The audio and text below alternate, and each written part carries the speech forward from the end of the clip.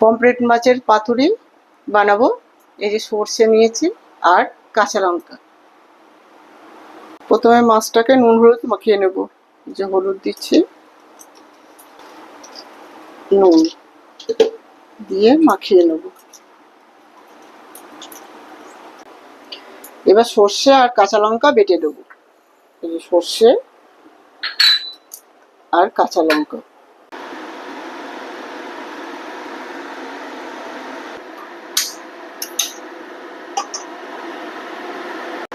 এবার সর্ষের তেল দেবো,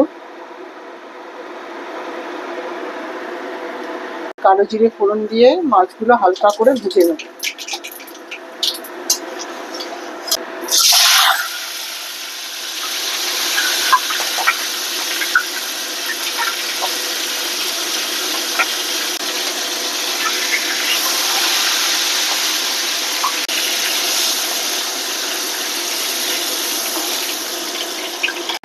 এই যে সর্ষে কাঁচা লঙ্কা বেটে নিয়েছি, এবার এর মধ্যে সব মশলাগুলো মেশাবো। হলুদ দেবো, নুন, একটু জিরে গুঁড়ো, একটু সর্ষের তেল, একসাথে এগুলো মিশিয়ে নেব।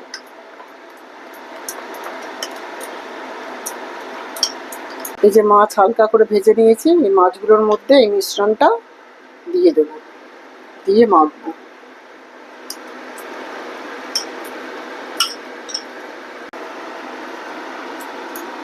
ভালো করে মাখিয়ে নিয়েছি।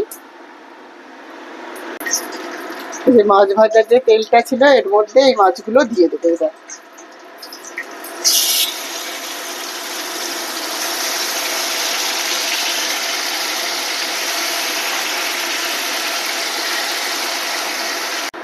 একটু জল দেবো, জল দিয়ে এটা চাপা দিয়ে দেবো। মিনিট 10 পরে ঢাকনাটা খুলবো। আমি আঁচটা কিন্তু মিডিয়ামে রেখেছিলাম। এই যে তেল ছেড়ে ছেড়ে গেছে, হয়ে গেছে। এবার একটু 2-4 দানা চিনি দিয়ে নামিয়ে দেবো।